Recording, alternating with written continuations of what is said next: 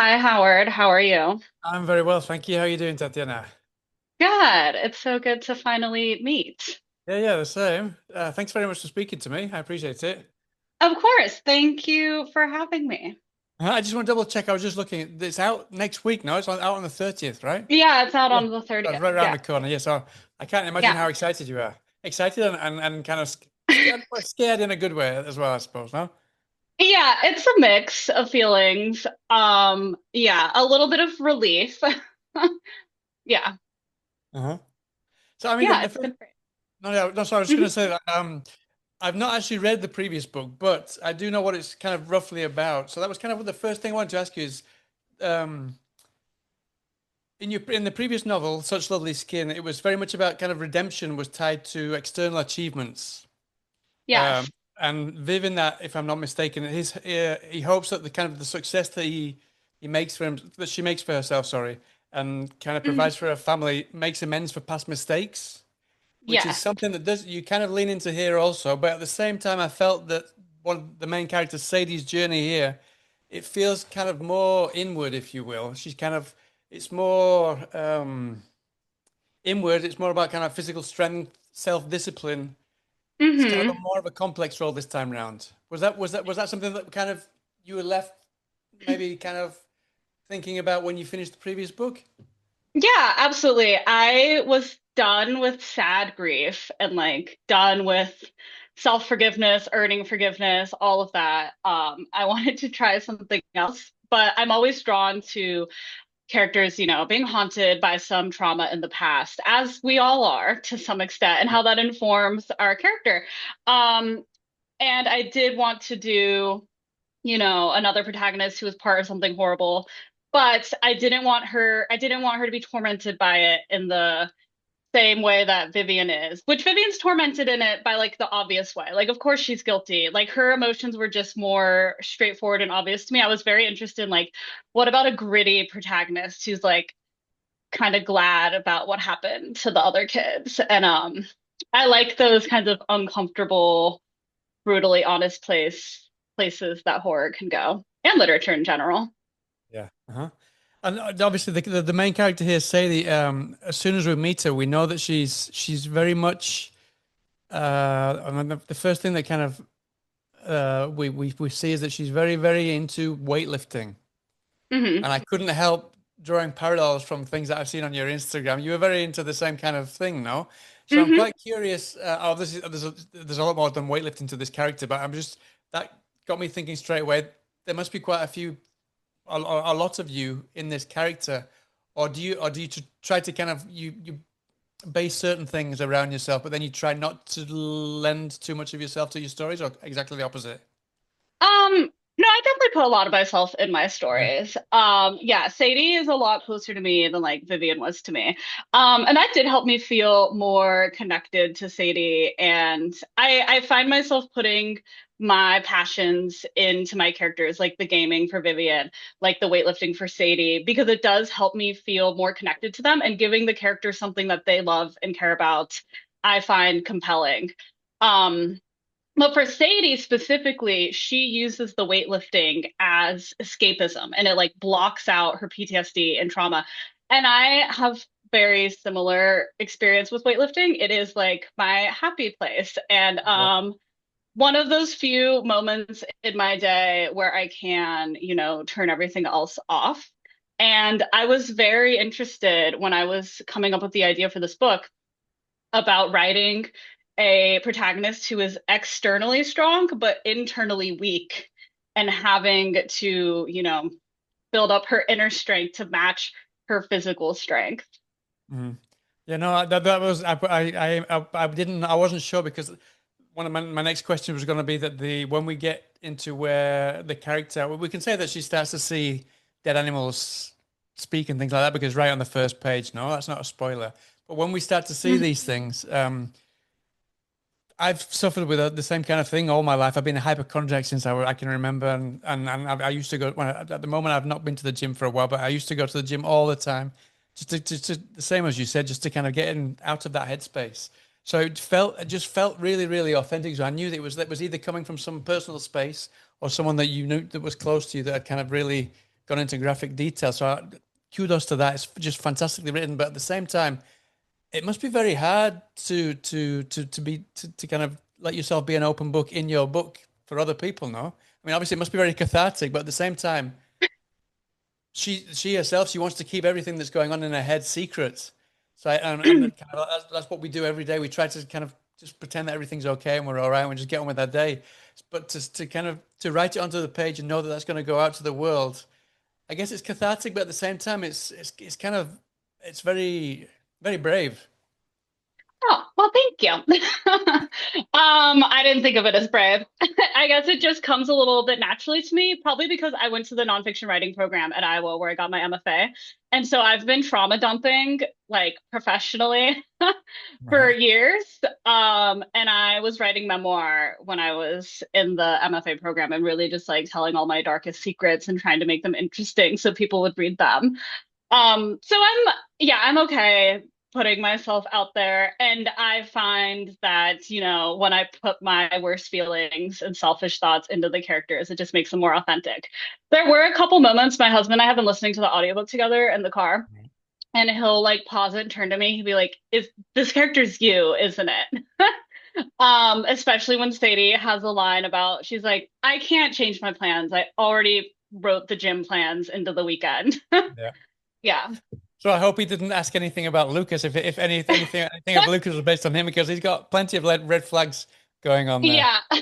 No, that was funny. We did end up talking about what inspired Lucas. Yeah, it's definitely he's not based on my husband. No.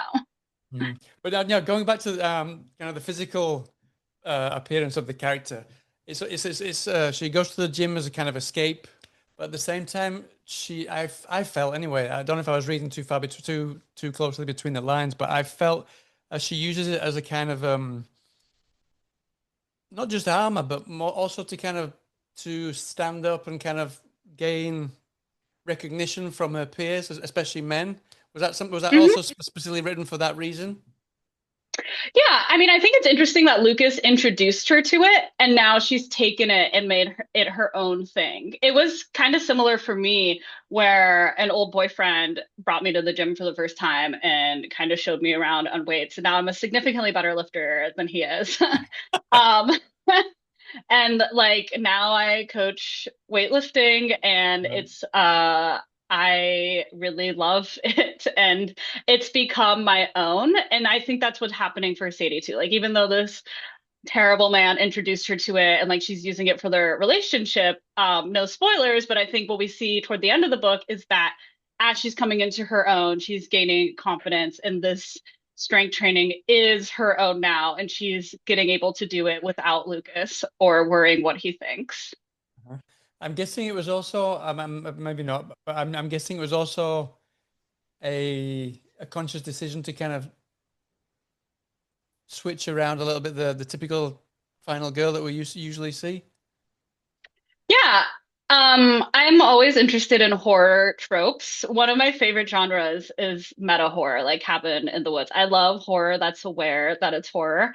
And while I don't think I explicitly did that in this book, when I was writing it, I was thinking a lot about Midsummer and The Ritual and those cult books and how we experience the cult for the first time with the characters, like as it's all going down. And I was thinking, well, what about after this? What if I told a cult story, but it's 20 years after the cult sacrifice? And maybe it centers around one of these side characters who wasn't immediately involved in the sacrifice. So that's how I started playing around with this timeline. And like I said when we first started, I wanted those ripple effects and like the trauma coming back. Hmm. I want to talk about those parallel lines because they're so brilliantly structured.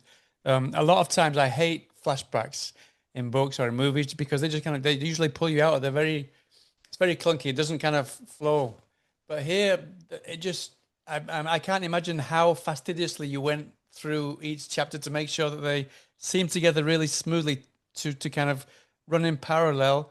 On both sides of the story, you kind of you peel away layers of the onion without kind of revealing. Because in a lot of films, especially slasher films, you see what happened maybe 20 years ago, everything, and you know what happens, and then it happens 20 years later. But here, we know sort of what happened and sort of what's going on here, but we know we're in two completely different places, two completely different timelines, and you've got this really, really great way of kind of keeping us intrigued about both, never getting bored with one of them, which often happens when there's two timelines. To Yeah, when it comes to a crux, I mean, it's fantastic. I loved it. thank you. That's so great to hear because that is something that I did struggle with and I really put emphasis into because, like you, I really struggle with dual timelines. I get bored with dual timelines, even multiple point of views. They have to really grab me and I have to feel the points immediately. Like, why am I being shoved into the past? And Yeah. that is something that I worried about here. I was like, am I just writing a book that's half filler? And I wanted to make sure that that was not the case. And so I made sure to outline the past timeline just as intricately as I did the present timeline. And then I very intentionally chose when I would cut. And something I'm always thinking about is what is the reader wondering at this point in their read? What are they, when I introduce a creepy doll in the past timeline, I'm like, okay, now we're gonna introduce the cultist in the window in the present timeline or whatever happens. That way, the reader always has that thing that they're reading for, that answer that they're searching for. And I think that's when I feel frustrated in a book when I feel like the writer isn't caring about me, the Yeah. reader being entertained and giving me a reason to keep reading. And I try to always think about, what does my reader want out of this scene? And it shows in spades. It really, really does. Um, talking of kind of what was I going to say now? Um, Also, I want to talk a little about the tonal balance. Oh, I mean, I talked there that she's got hypochondria, kind of a bit of OCD, all these different kinds of things going on. But there's a very clever tonal balance because there's a mix of it being kind of you feel very sorry for this person that has to suffer and kind of be hyper vigilant 24/7. But at the same time, there's a lot of irony and really kind of gallows humor in there. How did you balance that? Because that's a really fine balance. So it's almost like those two timelines. You've got to because you can go one too far one way and it doesn't work. But you just found the right balance there as well. Yes, well, I'm glad to hear that. I think some may disagree, but for the most part, people really do connect with Sadie's voice and the humor. And I love fun horror. I love tone that contrasts with content. I find when a book is about a sad thing and the tone is also really sad, it feels flat. Not Yeah. always, but when I write that way, it does. And so I typically have to have a fun, voicey narrator telling a horrible story. A lot of that's just by style too, that I'm still figuring it out. Um, but yeah, I like the internal dark humor monologue. And a lot of that probably just is me self-inserting Mhm. my humor into Sadie. Uh-huh. But at the same time, I mean, obviously, it's really frightening to have these fears. I mean, she even says that for something to I can't remember what it was now. It's yes, shit only gets scary when I let it. Mhm. And so she's going through this struggle to try not to let things scare her. But at the same time, like you said, you're very, very conscious of how the reader would be feeling when they're reading the book. So I'm quite curious what you thought about to make sure that even though you're trying to kind of portray this character who's trying to not let scary things scare her, get scared and scare the audience at the same time, if you follow me, yeah? Yeah, I do. Yeah, and that is one of the challenges. And I think what readers might not like about the mean ones is that if Sadie's not scared, they might not be scared. Because I think sometimes that cues the reader like, oh, this is scary. But that's where I rely on the visuals and the images themselves, and less so Sadie's reaction. Like the reader gets to process it. And then that's what I like about Sadie. Her reaction is unexpected, and I'm always here for the unexpected. Brilliant, yeah. Talking of the visuals, it's a really, really visual book, especially when we go to. Can we talk about what was it? The other place? No, Yeah, the other place. Yeah, yeah. the other place. Yeah. So that was really, really visual, and it just felt like, I mean, like I said, I felt like the book was written by somebody who had suffered kind of these kinds of fears and hypochondria and these kinds of things. I'm guessing you maybe go to some place like this, and that's really kind of informed you. Yeah. Oh, kind of the place that you describe in the book. Right. Well, a lot of that is inspired from Silent Hill and, Right. horror games, horror movies. But yeah, in real life, I have struggled with PTSD. Actually, it's been like, what, 15 years now because I'm Right. 30. When I was 15, my father kidnapped me. It was very dramatic. We don't have to get into the nitty-gritty details, but No, I he, don't want to pry your area. no, I'm fine talking about it. I wrote about it. It's online, so it's not like it's a secret. But he had sent me away to live with another family member and then changed his mind and didn't want me there anymore.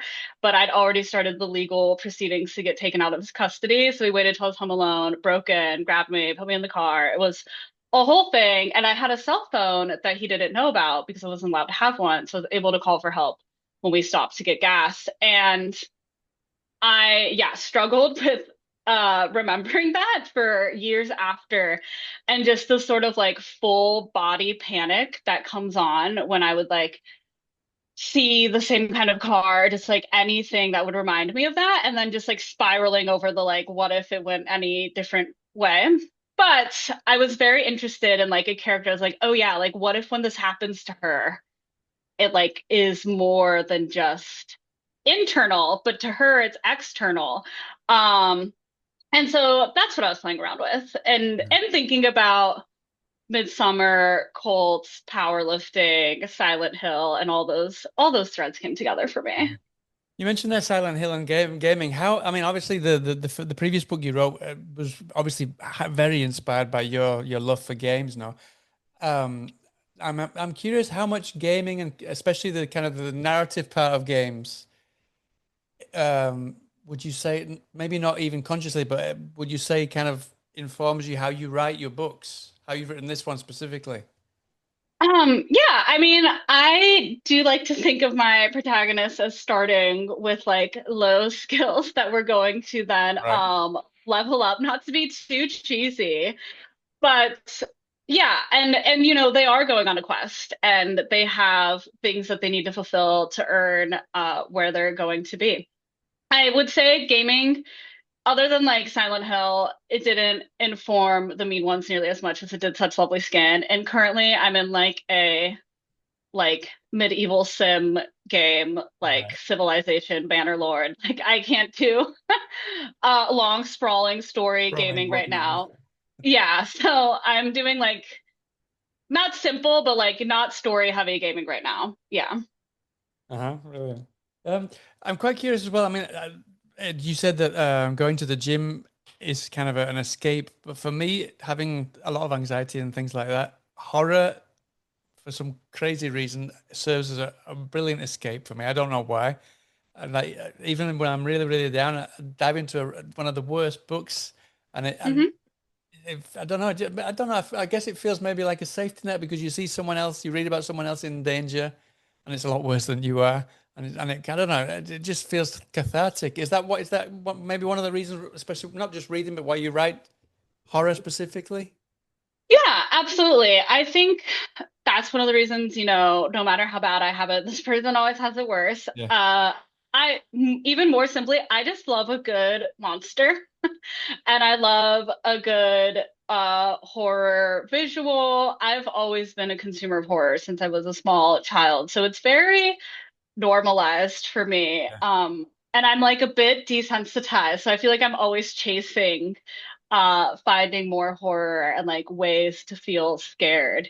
But it is comforting. Horror has a familiar formula, but that's also what I like about it. I like those aspects that you can constantly reinvent it and play around with the tropes and how the characters react to them. Definitely, yeah, yeah. I also want to talk a little about the relationship. I don't want to give too much away, but she's got this relationship with Lucas, and I said, there's red flags everywhere. He's got this serious anger problem, and when she was a child, also Sadie, she had one of her best friends was very. She was like one of the cool girls at school, and Hmm. for Sadie, that was great to hang out with her, but at the same time, it wasn't because this friend was not so nice to her. We'll leave it at Hmm. that now. So she's got in those two timelines. We've got this kind of supposed best friend who's not treating her very well. Lucas got his anger issues and takes it out on Sadie. I'm quite curious where that came from. This idea to use this as kind of the narrative structure, and um, how you managed to to make which came first of those two kind of uh, traumatic experiences or traumatic relationship, toxic relationships came first and made you decide to use the other one in the other timeline. Yeah, yeah, yeah. Lucas came first because that one Mhm. is more, that relationship with Lucas is more realistic to my own experiences. And actually, it was pretty easy for me to just remember that relationship and write Lucas out. And then I was interested about, what happened to me that made me feel so comfortable in that relationship and like want to be with him, even though he was terrible. And I knew it. I knew it more overtly than Sadie does, so like maybe I'm even worse. But part of that was it was shortly after the dad kidnapping thing, Right, and so and part of what I was getting at, hopefully with Sadie, is that when you've gone through this horrible trauma, anything that feels like love feels like a lot of love, and it it just felt right at the time, even though I knew looking back that it wasn't. And then I was remembering my middle school trauma too when I started writing this book and how hard it was to fit in and like the cool girls and the not cool girls. And yeah, just how mean and just the really horrible bullying that was inflicted. And I'll just confess, inflicted my own bullying because that was how you bought, like points with the other kids. Um, so I was just really interested in where these tendencies manifest and how we can break out of that cycle. Sadie's like stuck in it and stuck being a people pleaser and stuck wanting the bad people to like her. And I wanted her to finally break free of that. But I think going to those gritty, guilty, honest places, there is some parts of, me when I was younger, I'm done thinking about what other people think of me at this point. But like where like you want the person that treats you badly to come around and love you. Like you just keep coming back for more. And I did want to explore that with Sadie. Yeah, yeah. Uh-huh. I want to talk a little about when we talked about kind of gaming influence. I want to talk about horror influences. There's a mention of The Descent a few times, and I couldn't tell whether you actually hate that film or you love that film because in the book, Sadie doesn't want to know anything about it. I love that film. That's Yeah, where Sadie and I depart a bit. She's not totally me. But no, I love The Descent. In fact, it inspired my next book, What Feeds right. Below, quite directly, which is a caving horror. Yeah, I love The Descent. No, it's great. I mean, it just turned 20. I just watched it with my son the other day, and he Hmm. loved it as well. Yeah, yeah. That really. I mean, I watched it when it first came out, and that just scared me so much. Yeah. So that's a fantastic movie. It Yeah. is so scary, yeah. Yeah. And then the previous one, what was the previous one? Dog Soldier. Dog Soldier as well. It's one of the best werewolf movies as well. Don't know if you've Okay, I seen that. haven't seen that one yet. I'll have to. No, you need to I see it. haven't. It's a great one. Yeah, yeah, I yeah. do. Um, Also, going back to these kind of the childhood relationship between Sadie and Ali is the other girl that I was talking about. It's very much kind of rooted in these unequal power dynamics, no? Um, Hmm. so I'm quite curious. Um, why did you think she or what was your intention for her to kind of gravitate towards those who diminish her so much? What was the reasoning behind that, and how much of that was linked to kind of what she sees in her own worth? You understand what I mean? Hmm. Yeah. Yeah. I think I was really interested in telling a story about a character who learns to find her own self-worth internally. And so I was thinking like, well, then she needs to start at a point where her self-worth is attached to what others think of her. Hmm. And how fun if it's this terrible or middle school bully. Yeah. And just those mean girl dynamics that I wanted to kind of trauma dump about in the book. and it was really cathartic for me to write. Yeah. Mhm. Was it difficult for you then from that starting point to then kind of allow her to open her eyes, to realize kind of that maybe there's something else that she deserves? This is difficult because I don't want to give any of the spoilers away of what happens. But was it complicated for you to kind of take her on that journey, um, of not just fighting her fears, but to kind of this journey of realizing that maybe she's got herself in this rut, in this position, and she deserves something else? Was it Hmm. was that? It gets difficult without explaining the end because that's kind of the end that she's enlightened. But was it difficult to kind of make sure that the enlightenment made sense and we could empathize with that, if you know what I mean, without giving Yeah. anything away? Yes, yes, yes. That was really hard. And I try not to worry myself too much with like, is the reader going to agree with this choice or not? I do think about the reader a lot in terms of like their entertainment level and like where they're getting bored. Whether they like morally agree or not, I'm like, I'll never finish the book if I get hung up on every reaction. Um, but yes, when I was structuring this book and then drafting, I was like, I knew how I wanted it to end. And I was like, there's no way. I've just spent a year on this. I'm gonna have to scrap it. It's not gonna work. And so the relief when it did work was immense. And the reaction has been, it is landing the way that I hoped it would for the majority of readers, which I'm so happy and relieved. Now the Yeah. drafting process is all a blur, but somehow I made it happen. Oh yeah, I think without getting anything away, that it works not just because of the journey that she goes on, but also the way that you've kind of fleshed out the other characters and the way that they've treated her and the way that kind of things pan out eventually. It kind of yeah, it just all makes sense. And despite you shouldn't really empathize with this character, you can't help it empathizing in some way with what happens. Yeah, definitely. Hmm. Uh-huh.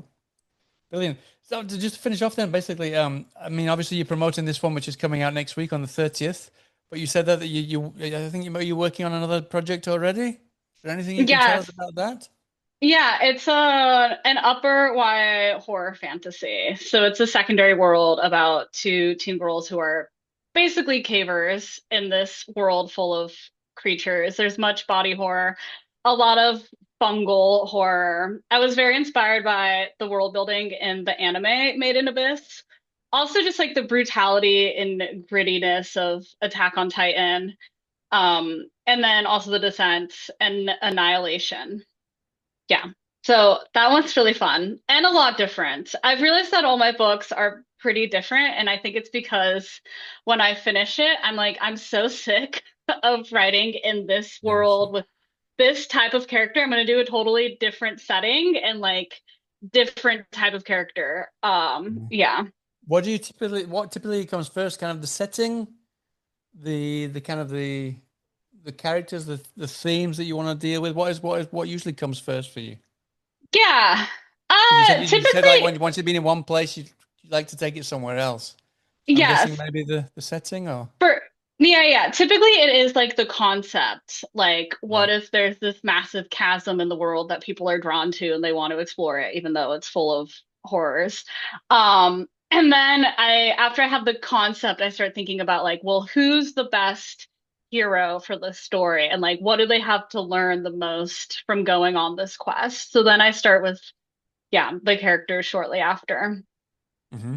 And something that I like to ask all the writers is, and your out the artwork on your book is out there. It's pretty out there.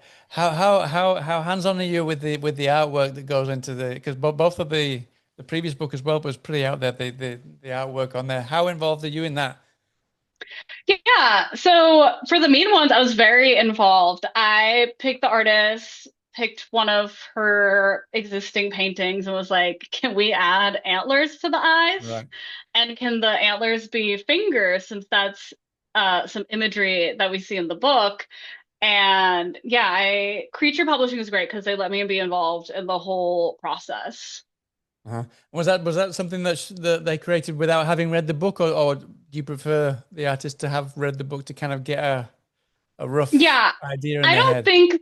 the artist had read the book yet when she made it. But that's nice about the publishing team is that they're sending like the notes and descriptions to nudge the artist to make sure that fits the vibes of the book. Yeah. And then it was my publisher actually that suggested that we go with the pink and the purple to kind of capture those like feminine vibes of the book, the feminine rage, the girlhood theme. Yeah. Oh no, it works. It works really well. Yeah, yeah. I would definitely stop by if I saw that in the shop. Thank you. It's great. So listen, yeah. So, but will you be taking the book on tour at all to when it releases next week? Are you doing anything special? Yeah, I am. I'm going, I have stops in Chicago, Madison, Wisconsin, a lot of local Iowa events, and then I'll be going to California and I'll be doing an event in San Diego and Ventura. Brilliant. That's fantastic. Yeah. Well, listen, thank you so much for your time, Tatiana. It's been great to finally speak to you, not in person, but more or Yeah, less virtually. absolutely. And Yes. can't wait to speak to you again sometime soon. I'll let you know when this goes live, and we'll keep in Okay. touch. And I'll hopefully speak to you about the your next book. Yeah, perfect. Thank That'd you be so great. much. All right, have the best launch. Speak to you again sometime Yes. soon. All right, Thank take you. care of Okay, yourself. Bye bye. then. Bye now.